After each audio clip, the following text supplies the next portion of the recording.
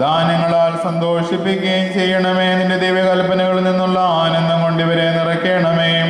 പിതാവും പുത്രനും പരിശുദ്ധാത്മാവുമേ ഇവർ സന്തോഷത്തോടും ആനന്ദത്തോടും കൂടെ നിനക്ക് സ്തുതി പാടുകയും തിരുസന്നിധിയിൽ ആഹ്ലാദിക്കുകയും ചെയ്യുമാറാകണമേ.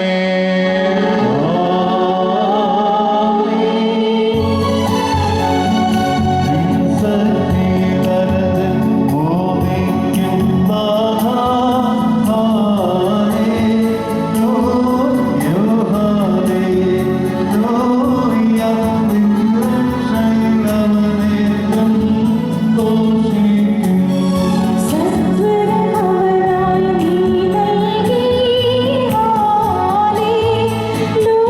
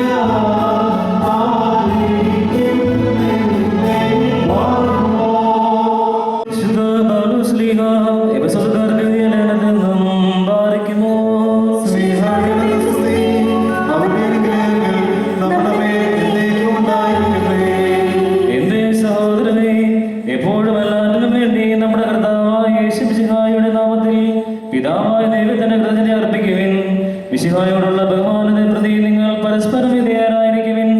ഭാര്യമാരെ, നിങ്ങൾ കർത്താവിനെന്ന പോലെ ഭർത്താക്കന്മാർക്ക് വിധേയരായിരിക്കുവിൻ. എന്നാൽ മിശിഹാ തന്റെ ശരീരമായ സഭയുടെ ശിരസ്സായിരിക്കുന്നത് പോലെ ഭർത്താവ് ഭാര്യയുടെ ശിരസ്സാണ്. മിശിഹാ തന്നെയാണ് ശരീരത്തിന്റെ രക്ഷകൻ. സഭ മിശിഹായ്ക്ക് വിധേയരായിരിക്കുന്നത് പോലെ ഭാര്യമാരെല്ലാ കാര്യങ്ങളിലും ഭർത്താക്കന്മാർക്ക് വിധേയരായിരിക്കണം.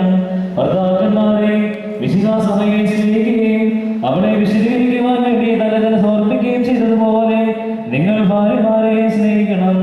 അതുപോലെ ഭർത്താക്കന്മാർ ഭാര്യമാരെ സ്വന്തം ശരീരത്തെ എന്ന പോലെ സ്നേഹിക്കണം. ഭാര്യയെ സ്നേഹിക്കുന്നവൻ തന്നെ തന്നെയാണ് സ്നേഹിക്കുന്നത്. ആരും ഒരിക്കലും സ്വന്തം ശരീരത്തെ വെറുക്കുന്നില്ലല്ലോ.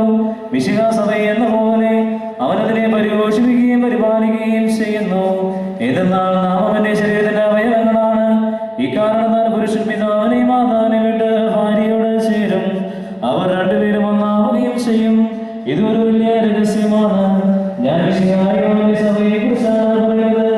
ചുരുക്കത്തിൽ ഓരോ വ്യക്തിയും തന്നെ പോലെ തന്നെ ഭാര്യയെ സ്നേഹിക്കണം. ഭാര്യയാകട്ടെ ഭർത്താവിനെ ബഹുമാനിക്കുകയും വേണം.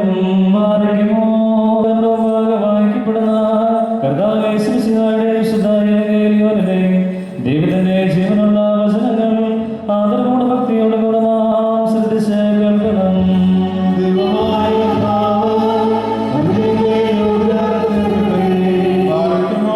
നിങ്ങൾക്കെല്ലാവർക്കും സമാധാനമുണ്ടായിരിക്കട്ടെ. വചനമായ നമ്മുടെ കർത്താവേ മിശിഹായുടെ വിശുദ്ധ എവങ്കേലിയോൻ ലോകത്തിന് ജീവനും രക്ഷയും പ്രസംഗിച്ച വിശുദ്ധ മത്തായി ശ്ലീഹാ എഴുതിയ സുവിശേഷത്തിൽ നിന്ന്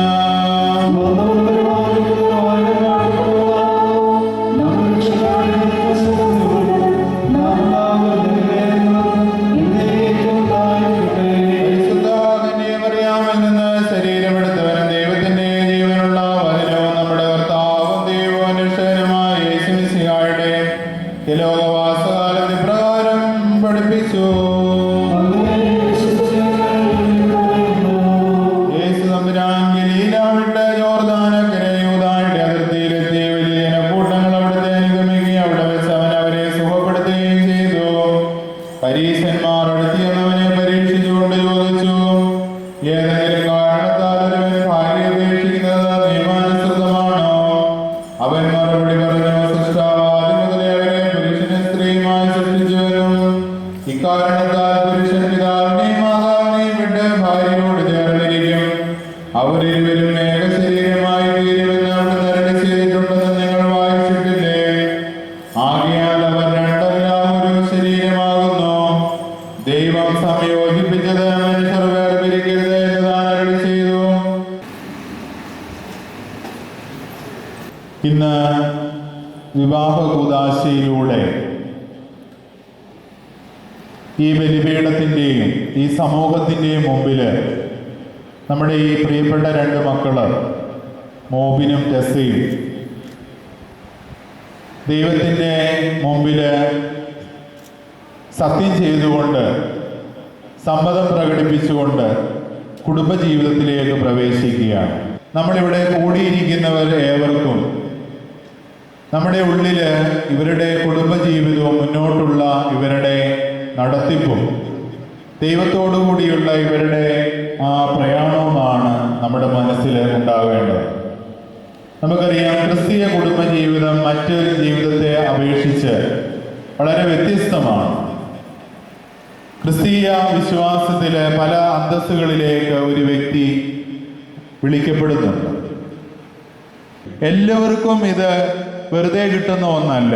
പലപ്പോഴും നമ്മൾ ചിന്തിക്കാറുണ്ട്, നമ്മുടെ പ്രത്യേക കഴിവ് വെച്ച് നമ്മൾ ആലോചിച്ച് കണ്ടുപിടിച്ച ഒരു ബന്ധമാണ് ഇത്. അതല്ല, ദൈവം പ്രത്യേകമായിട്ട് തൻ്റെ കരുണയിൽ അനുഗ്രഹത്തിൽ നമ്മളെ അനുഗ്രഹിച്ചിരിക്കുന്ന അവസരമാണ്.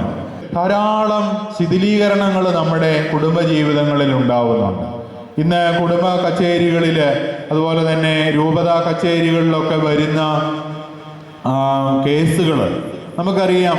വളരെ നമ്മൾ കേട്ട് കഴിഞ്ഞാൽ നമുക്കൊരു പക്ഷേ വളരെ നിസാരമെന്ന് തോന്നുന്ന പല രീതിയിലുമാണ് കുടുംബജീവിതങ്ങൾ കൊണ്ടുചെന്ന് എത്തുന്നത്, അതിൻ്റെ ബന്ധത്തിന് വിള്ളലേൽക്കുന്നത്. ദൈവം ആഗ്രഹിക്കുന്നത് ഇതാണ്. ഈ രണ്ട് കുടുംബങ്ങൾ യോജിക്കണമെന്നും ഈ രണ്ട് മക്കളെ യോജിക്കണമെന്നാണ് ദൈവം ആഗ്രഹിക്കുന്നത്. ഇതിന് വിരുദ്ധമായിട്ട് നിങ്ങളുടെ ജീവിതത്തിൽ എന്ത് നടന്നാലും അത് ദൈവത്തിൻ്റെ ഹിതമല്ല എന്ന് ആദ്യമേ തന്നെ മനസ്സിലാക്കുക. പ്രിയമുള്ളവരെ, നമുക്ക് ഇവർക്ക് വേണ്ടി പ്രാർത്ഥിക്കാം. ഇവരുടെ ജീവിതത്തിൽ ഇവരെ ഈ വലിയ ദാനത്തിന് യോഗ്യരാക്കി ഇവരുടെ മാതാപിതാക്കൾ അവരുടെ വിശ്വാസത്തിൻ്റെ, അവരുടെ സമർപ്പണത്തിൻ്റെ, കഠിനാധ്വാനത്തിൻ്റെ ഒക്കെ ഫലമാണ് ഈ രണ്ട് മക്കളിൽ നിന്ന് കുടുംബജീവിതത്തിലേക്ക് ദൈവത്തിൻ്റെ മുമ്പിൽ ഒരു കുടുംബം എന്ന് രചിക്കപ്പെടുകയും ദൈവത്തിൻ്റെ പുസ്തകത്തിൽ ഒരു പുതിയ കുടുംബം എന്ന് പേരെഴുതി ചേർക്കപ്പെടുകയും. ഈ പേരെഴുതി ദൈവം ചേർക്കാനായിട്ട് അവരെ യോഗ്യരാക്കിയത് മാതാപിതാക്കളാണ്. അവർക്ക് വേണ്ടി നമുക്ക് പ്രാർത്ഥിക്കാം, അവരുടെ കുടുംബാംഗങ്ങൾക്ക് വേണ്ടി പ്രാർത്ഥിക്കാം. അവരുടെയൊക്കെ സ്നേഹത്തിൻ്റെ ഫലമാണ് ഇവരിന്ന് ഈ നന്മകളൊക്കെ അനുഭവിക്കുന്നത്. അതുകൊണ്ട് നമുക്ക് അവർക്ക് വേണ്ടിയൊക്കെ പ്രാർത്ഥിച്ച് ഈ പരിശുദ്ധ ബലിപീഠത്തിന് മുമ്പിൽ തമ്പുരാന്റെ അദൃശ്യമായ സാന്നിധ്യം ഈ ദേവാലയത്തിൽ ഈ പരിശുദ്ധ ബലിപീഠത്തിലും സക്രാരിയിലുമുണ്ട്. അവിടെ നമുക്ക് പ്രാർത്ഥിക്കാം. നമ്മുടെ തെറ്റുകളൊക്കെ ക്ഷമിക്കപ്പെടുവാൻ, നമ്മുടെ പാപങ്ങളൊക്കെ ക്ഷമിക്കപ്പെടുവാൻ, ഈ മക്കളുടെ ജീവിതം വളരെ സുഗന്ധപൂരിതമായി തീരുവാൻ, കാനായിലെ കല്യാണത്തിന് അവസാനം ആ ഭൃത്യൻ പറഞ്ഞതുപോലെ അവസാനം വരെ നല്ല രീതിയിൽ ശേഖരിച്ചു വെക്കാൻ തക്കവണ്ണം ഇവർക്ക് സാധിക്കട്ടെ.